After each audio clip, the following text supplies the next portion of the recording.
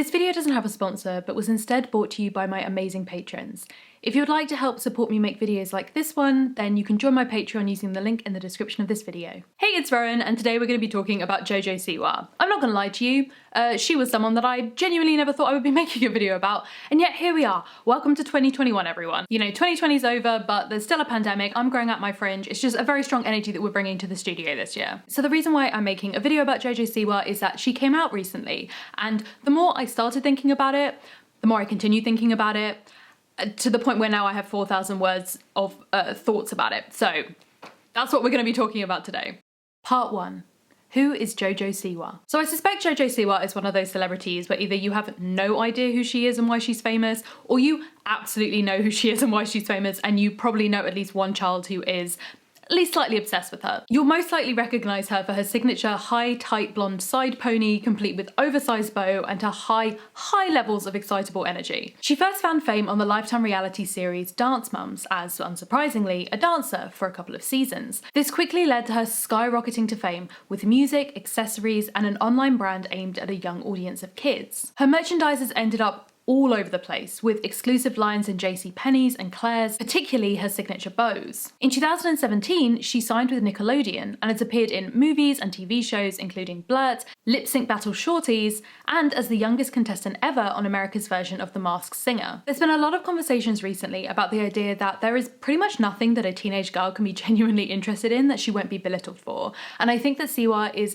a classic example of a victim of this kind of double-edged sword of girlhood fame. She has been relentlessly mocked and criticised online for her extremely bubbly disposition and her look and style, essentially by people cashing in on the concept of cringe culture. But conversely, other girls who have similarly found fame at a young age have equally been criticised for growing up too soon and leaving their young audience and style behind them. I'm actually going to be talking about this topic in a lot more detail in a video later on this year in defence of fangirls, so look out for that if you're interested. But essentially in Siwa's case, she stuck to her guns and her glittery girly outlook despite this. I know the temptation for a lot of people when they hear about a celebrity that they've never encountered before or that they don't really know about is, well, I don't know who they are, who cares? But I'm hoping this video can shed some light on why Siwa's coming out is so significant right now. Not least because even if you've never heard of her, she was included in Time's annual list of 100 most influential people in the world in 2020. And her business and brand is worth multiple millions of dollars, particularly and significantly for this video in the youth market. Before we get into this video properly, I just want to make clear up front, Siwa is 17. She's a kid. This video is not going to be like about drama or criticizing her for her decisions or saying what she should be doing or anything like that. This is just a video talking about the significance of her decision to come out, especially to her young audience who look up to her. So to do this in the video, we're going to talk a little bit about what her coming out was like, a little bit of historical context for LGBTQ+ kids media and education, and how coming out has been framed for child stars in the past. I honestly hope that she is doing wonderfully after all this and having just a lovely time with her girlfriend, surrounded by people who love her, which is, you know, what I hope for everyone, including all of you.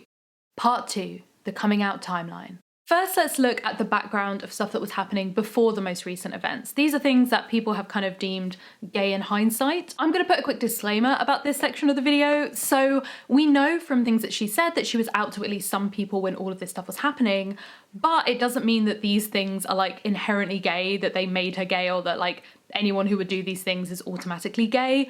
Obviously. I think that a lot of queer people can relate to the idea of like testing the waters or starting to show a little bit of that side of yourself before kind of officially coming out. But Siwa has not talked about these things, so it may be that they were her starting to reveal elements of her queerness, or it might just be a complete coincidence. We don't know. These are just things that people have pointed out that, in hindsight after her coming out, are kind of interesting to note. When she was on the Times 100 list last year, her look was, let's just say, very rainbow themed, with a rainbow sequin top and signature bow in her hair. Her profile is written by Kim Kardashian, who she knows because Kardashian's daughter is a big fan of Siwa. And part of the profile read, "Jojo's never ashamed to be herself, which can be really hard to do in this industry, especially when you're so young. At some point she'll evolve and grow up a little bit, and that's okay. the people who love and support her will always be there. Now at the time, this read like a woman who had been thrust into the spotlight at a very young age, giving some sage advice to a young guy who's also in the spotlight. Like, being true to yourself and sticking with the people who love you is like good advice for anyone, regardless of their sexuality. But when you look at this profile in hindsight, it kind of takes on this new subtextual meaning, whether or not Kardashian knew. Last year, Siwa also took part in the Wipe It Down challenge on TikTok, a challenge where you wipe a cloth across a mirror and through an edited transition, you reveal another, often hotter, dressed up version of yourself. The bigger the difference between the before and after, the more successful the challenge is seen to be. In Jojo's video, she goes from the made up, sparkly, bow in the hair girl she normally presents to a more casual androgynous look with a looser fitting black t-shirt, minimal makeup, and her hair down from its usual high pony. Again, at the time, it looked like a play on the idea of going from one extreme to another. In hindsight, there could be something you could read into the idea that the before version of herself is her very public, girly, sparkly persona, and then the after is her much more laid back look. The TikTok Pride House video. So now we're coming to the actual coming out portion of this timeline that all happened in very quick succession. So first we have a video that was filmed at the TikTok Pride House. If you aren't familiar, TikTok houses are pretty much what they sound like. They're houses, or sometimes ridiculously huge mansions, where TikTokers will live together, create, collaborate, support each other, all in one house. Siwa went to the Pride House, a house specifically made up of queer TikTokers, and made a video dancing to Paramore's Ain't It Fun in front of a giant rainbow striped present. The lyrics playing in the background are, and apologies because I'm not going to sing and also I don't have the copyright for the song, so I'm just gonna say these lyrics. Ain't it fun, baby, now you're one of us. Which again, in hindsight, seems like a pretty blatant statement, but because she hadn't said anything else, I think people seeing that video immediately just kind of thought it was meant to be a message of support for her friends who lived in the house. Especially because it wasn't a video that was posted to her account, it was posted to one of the accounts of the people who lived in the house themselves. But then later that day, she did post a video to her own account. The Born This Way TikTok. In this video, she dances along to Born This Way by Lady Gaga, pretty widely regarded as an LGBTQ+ anthem with rainbow-themed clothes on. Again, this alone isn't a clear coming out video. After all, straight people are in fact allowed to dance to Lady Gaga. But it was enough to get people talking, and she actually started trending on Twitter when people started to read into the video. The comments were split between people who thought that this was clearly meant to be a sort of coded coming out video, and those who assumed that it was just general support for Lady Gaga, and potentially by association President Biden, because it was a few hours after she'd appeared at the inauguration. But then this idea that this was in fact a coming out video started to gain a lot more traction when online celebrities like Colleen Ballinger and James Charles started to reply to the video with their support. You know, surely these comments from people who must be in the know says something about the intention behind the video. The Twitter confirmation. Siwa's coming out via social media process was essentially completed by this photo on Twitter. It shows her wearing a shirt that reads "Best Gay Cousin Ever." It's hard to misinterpret that. Later she confirmed, "My cousin had gotten me that shirt. I took that picture a week before I posted it. I put it on my close friend's Instagram story. All my friends know, all my family knows.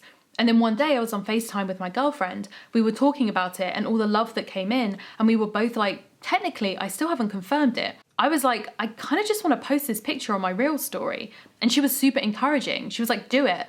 And I was all right. And I did it. So this was apparently quite a spur of the moment decision. In fact, apparently it happened before she'd actually told her publicist that she wasn't straight. After her initial TikToks went up, her publicist apparently messaged her being hey, is this true? And yeah, within 10 minutes, she'd posted that on Twitter.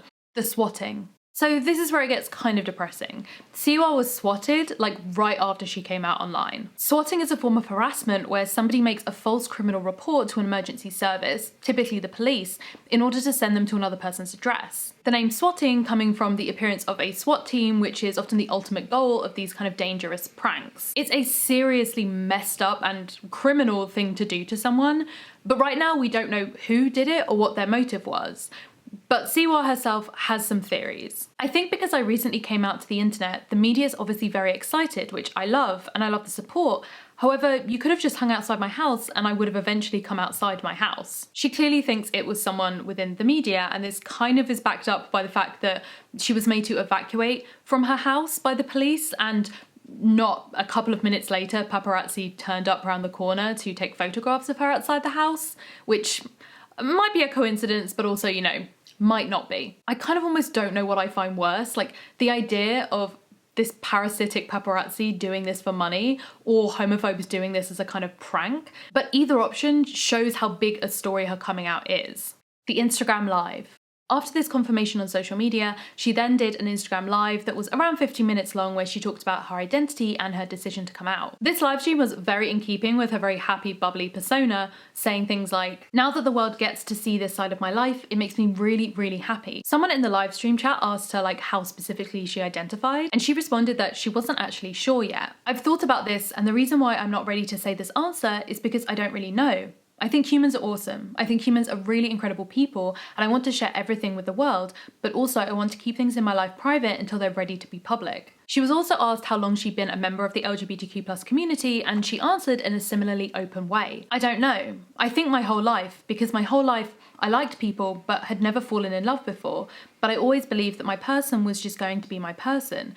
And if that person happened to be a boy, great. And if that person happened to be a girl, great." Although she did specify that her mother has known for at least 2 years. She also used the live to reiterate a message of hope to anyone in her audience who might be LGBTQ+ themselves. "Right now, what matters is that you guys know that no matter who you love, that's okay, and that it's awesome, and that the world is there for you." The Tonight Show with Jimmy Fallon. And finally, in this sort of timeline of coming out, we have her interview on The Tonight Show with Jimmy Fallon, where she expanded a little bit on her decision to come out and the steps that came just before it. She said, "I was doing TikTok with the people in the Pride House, and I'm like, I think this TikTok's gonna out me." And I think that's a pretty familiar experience for a lot of queer people. This feeling of, oh, if I say this thing or do this thing or act this way, then it's not me explicitly saying the words "I am gay," but it still has the potential to out me. She went on to clarify the difference between being ashamed of herself and just not wanting everyone to know. "It's not something I'm ashamed of, I just haven't shown the internet yet," and revealed that one of the key impetuses in coming out was the support of her girlfriend. "I really don't mind, it is true. I do have the most amazing, wonderful, perfect, most beautiful girlfriend in the whole world." And she ended with the sentiment that, "I don't want it to be such a big thing. Like, what am I going to do? Have a coming out party? No, it's just who I am." Part 3. Representation. Is it really a big deal? So from a personal point of view, looking at her as just a 17-year-old girl, I totally understand the sentiment of her words, "It's just who I am." The truth is, in a wider context, it is still a big deal for someone like Siwa to come out. She described the process of coming out in 2021 as not scary anymore, which obviously isn't a universal truth. I think that this instinct from Siwa to be kind of reassuring and positive probably comes from 2 different places. One is her personality that she has naturally, this kind of very upbeat, bubbly person that she kind of shows to the world. That is the kind of person that is absolutely going to want to reassure people and say, "It's okay, it's totally fine, you're going to have support, we love you," all of these kind of very positive things. But I also think she's a 17-year-old girl.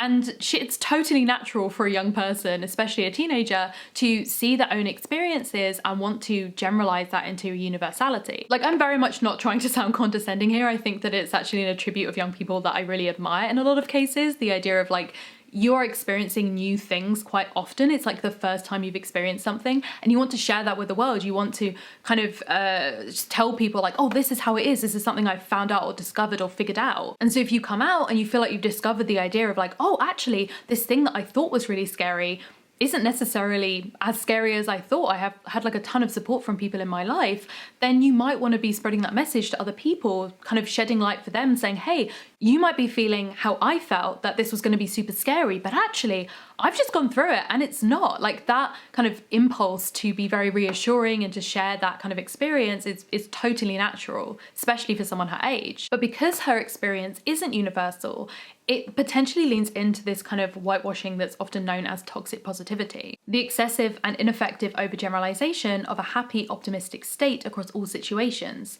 The process of toxic positivity results in the denial, minimization, and invalidation of the authentic human emotional experience. It is both true that for some queer kids, the stress and worry of coming out will be met with total acceptance from those closest to them, but it is also true that there will be queer kids who come out right now whose fears are entirely justified. We have, for example, a horrendous rate of queer and trans youth homelessness for this very reason. Now, I don't think that it was Siwa's intention to minimize that at all, but potentially her reaction shows how she maybe doesn't fully realize how much her coming out might mean to young people who are still struggling.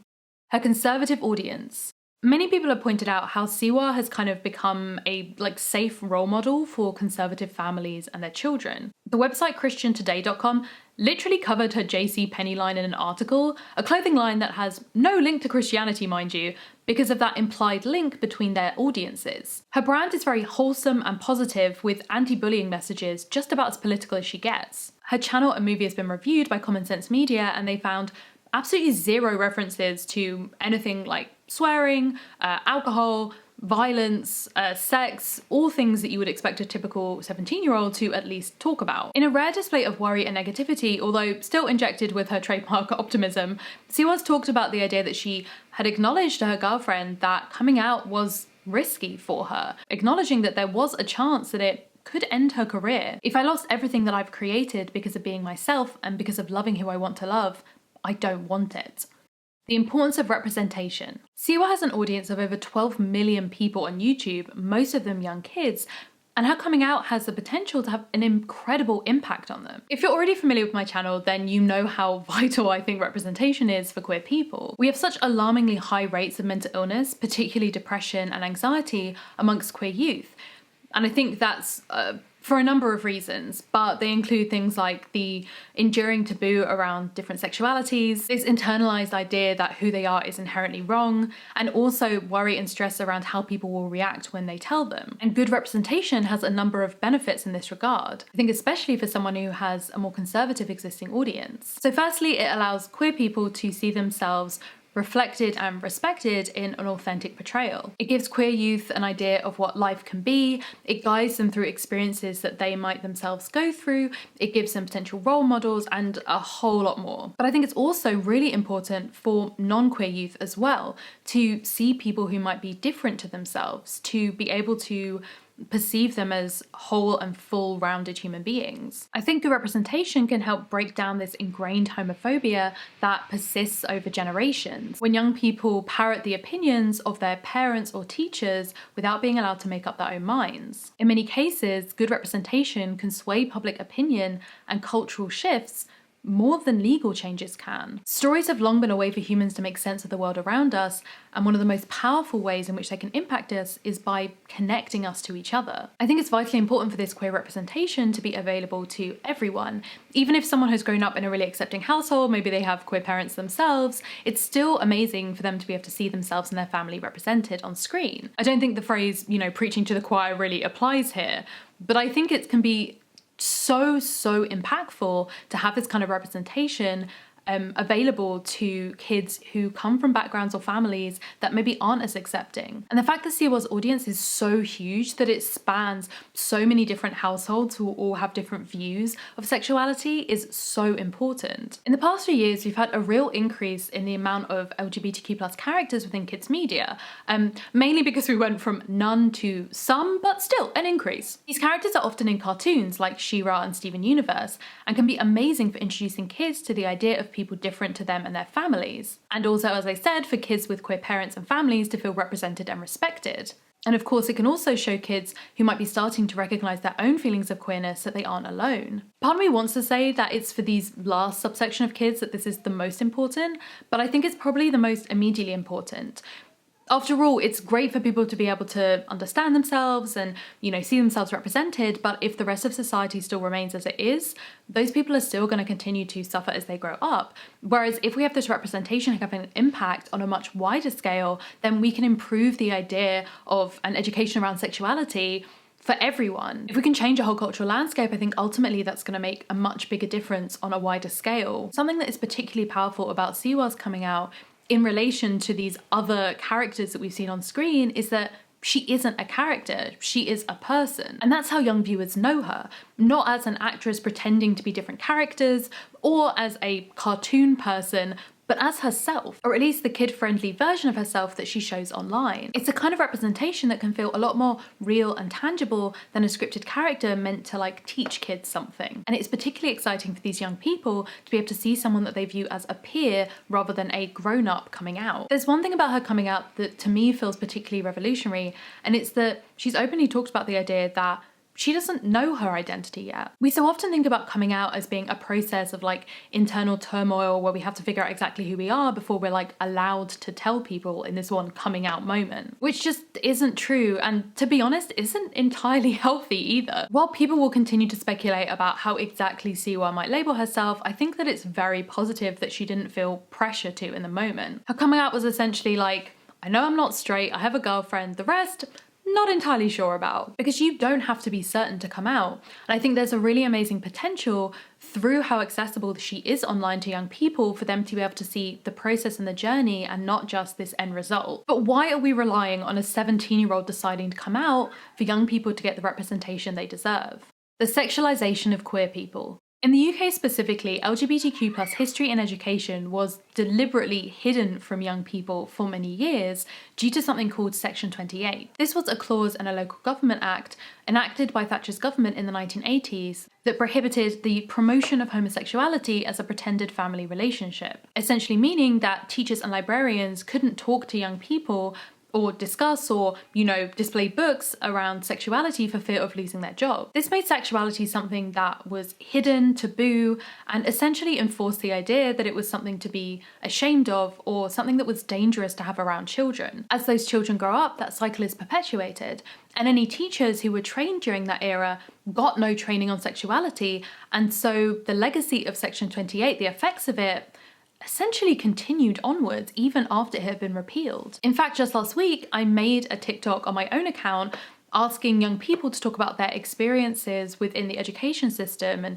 how much LGBT stuff was talked about. And ultimately, I found that their experiences, like hundreds of people who commented and messaged me, very little had changed since I was at school, like over 10 years ago now. And in the UK, as recently as 2019, we're still seeing like huge protests around the idea that young people might be taught about LGBTQ+ issues even at an entirely age-appropriate level. And to be honest, realistically, I think it's only the fact that we're in the middle of a pandemic that has stopped people still protesting this today. And it's not just the UK. America, for example, has had its own reckoning with LGBTQ+ inclusive education. From the 1970s onwards, evangelical Christian spokesperson Anita Bryant and the Save Our Children campaign preached that gay people were praying and converting children, wanting to prevent gay people from becoming teachers. There had been legislation that banned discrimination on a number of fronts, but including within employment because of sexual orientation, and the Save Our Children campaign was essentially wanting to overturn that legislation. Bryant claiming, "The ordinance condones immorality and discriminates against my children's rights to grow up in a healthy, decent community." She also said that gay people were trying to recruit our children into homosexuality. "Some of the stories I could tell you of child recruitment and child abuse by homosexuals would turn your stomach." And then within campaign leaflets and literature, it said things like, "There is a real danger that homosexual teachers, social workers, or counsellors, simply by public acknowledgement of their lifestyles, can encourage sexual deviation in children." And similar actions spread across the country in the subsequent years, including the infamous Prop 8 that would have seen school teachers who even voted against the proposition in support of LGBT colleagues fired, even if they weren't gay themselves. We can see that the lack of representation, especially for queer youth, it's not an accident. And it's also not based on any kind of tangible reality. The idea that children can't understand this kind of stuff is complete nonsense. If they can understand a relationship between a man and a woman in every single Disney movie that's ever been made, if they can understand that their parents are in love and together and that isn't somehow going to corrupt them by knowing that sometimes people are in relationships with each other, then there's no reason why they can't understand why two men and two women might be interested in each other in the same way as their own parents are. Because we see this attitude a lot amongst homophobes, the idea that queer people are inherently perverse and sexual and deviant. And this is a long history linked to a number of factors. For one thing, it is a lot easier to reduce queer people and their relationships to something lesser, something lacking, if you emphasize the idea that it is entirely based on sex and sex alone, and that love and affection does not come into it. It makes it a lot easier for people to justify denying us rights if they see that there is something inherently different about the way that we love. The religious reasoning against queer people having equality can also be seen to be rooted in the idea of sinfulness and evil. And the sexualization and fetishization of lesbians, especially the consumption of straight men, is still something that plagues our community today. And then things like the AIDS crisis in the 80s then fueled this existing prejudice by linking sexuality with a kind of cosmic justice. And Siwa's coming out could not be more antithetical to this falsehood. Her entire public image is very specifically child-friendly and innocent. And despite what homophobes might think, this coming out doesn't change that. The history of closeted child stars. The fact that this is all happening while Siwa is both a child herself and also still embedded within her child demographic with her work is extremely unusual. We've seen child stars come out later in life, especially after a marked maturing of their childhood personas or roles. Miley Cyrus's Can't Be Tamed and Bangers era preceded her coming out. Demi Lovato and Raven-Symoné both came out long after they'd left the Disney Channel vibes behind. The fact that it didn't require any kind of fall from grace or major change of image for Siwa to feel comfortable coming out at the height of her fame feels pretty unique. But I think it's also really encouraging that we have had some recent high-profile comings out that feel close in nature. Lil Nas X is an obvious one. He too had fame within a potentially conservative audience of, in his case, country and rap fans. However, I think there's still slight differences between his coming out compared to Siwa's. He was in his 20s when he came out, and his audience, while crossing many age ranges with Old Town Road being such a Billboard smash hit, was not specifically young children. But those differences are equally exciting to me as someone who cares about representation. He paved his own path and broke down barriers in his own way, and I really hope that in the coming years we have more of these firsts of young people in the spotlight feeling like they can openly talk about their identity in a positive and affirming way. Well, I guess this is the end bit of this very unexpected video about someone that I never thought I would talk about on this channel. I will be back at the end of the month with another one of my typical video essays that is actually going to be about the movie Jennifer's Body and have a very exciting special guest helping me out on the video. So if you aren't already subscribed and you want to be alerted to that in your sub box, go ahead and subscribe if you fancy. And as always, if you would like to help support me make these videos, I will leave a link to my Patreon in the description along with all my social media links. You can find me all over the internet. And until I see you next time, bye.